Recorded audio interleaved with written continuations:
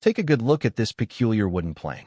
It's curved like a smile, arching from handle to toe in a graceful sweep that seems completely wrong for any flat surface you'd ever want to smooth. The sole bends in a tight radius, maybe 8 or 10 inches across, and the blade sits nestled in that curve like it was meant to shave the inside of a barrel. Which, in a way, it was. The wood is dark with age and oil from countless hands, the wedge that holds the iron worn smooth as river stone. Most people pick this up at an estate sale and turn it over 3 or 4 times, utterly baffled. Do you know what this was for?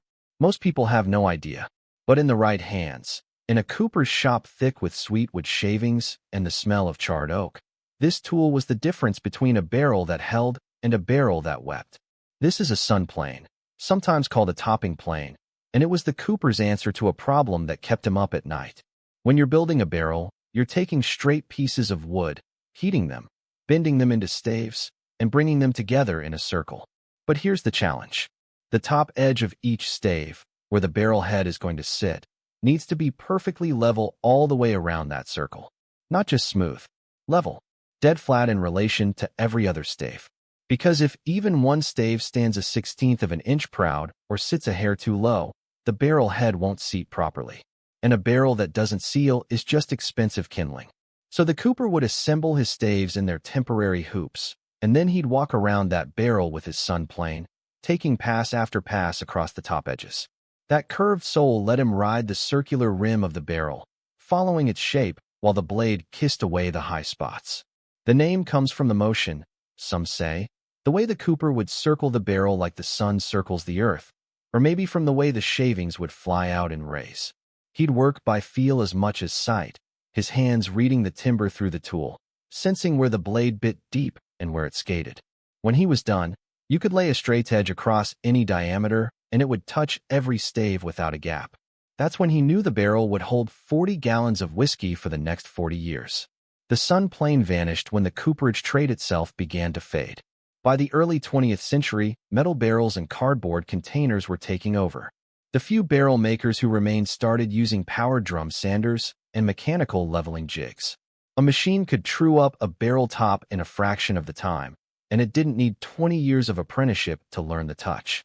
The sun plane went into the tool chest, and then into the barn, and then into the estate sale where someone bought it because it looked interesting, never knowing what dance it once performed. But the cooper's shop held more mysteries than just the sun plane. Consider the curved drawknife, another tool that makes no sense until you understand the work. A regular drawknife is straight, meant for shaving down chair legs or fence posts. But the cooper needed to hollow out the inside of his staves so they'd bend without breaking, and for that he used a drawknife with a blade curved like a new moon. He'd lock the stave in his shaving horse and pull that blade toward himself, carving out a shallow dish from the inner surface. The curve let him scoop the wood rather than scrape it, taking off long curling ribbons that piled up around his feet like apple peels.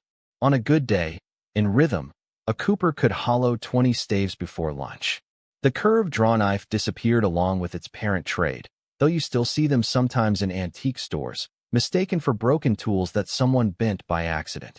Then there was the bung borer, a specialized auger used to drill the hole where the bung would go, that tapered cork or wooden plug used to fill and seal a barrel after it was full.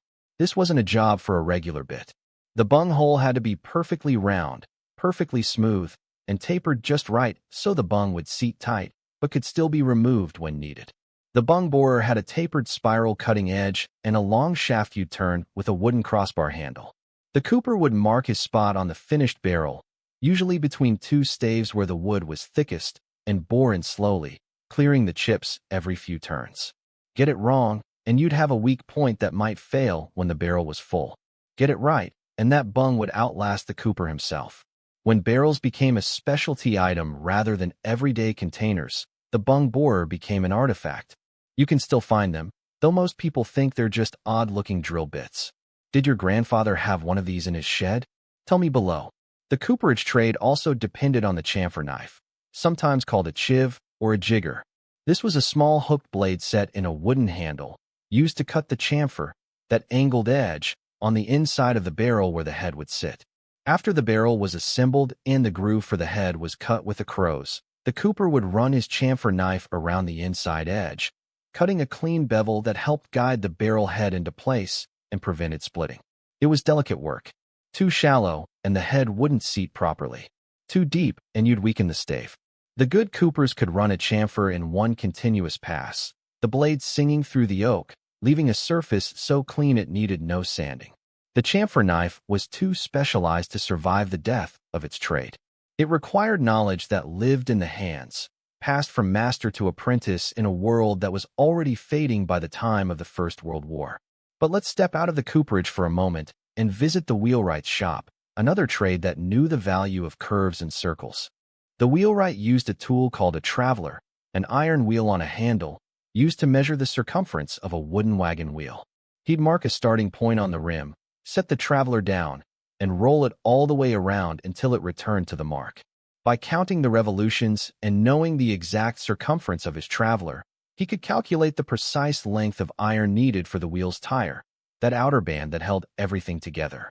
It seems simple, almost too simple, but before the traveler, wheelwrights had to use strings and mathematics, and neither was as reliable as this clever iron wheel. When rubber tires and automobiles arrived, the traveler rolled off into history. The late 1800s and early 1900s were the twilight years for many of these hand tools. The cream whip is a perfect example, a wire whisk inside a glass jar with a crank mechanism on top. Before electric mixers, making whipped cream was an arm-burning labor with a fork or a bundle of birch twigs. The cream whip let you turn a handle instead, spinning the whisk inside the jar until your cream stood in peaks.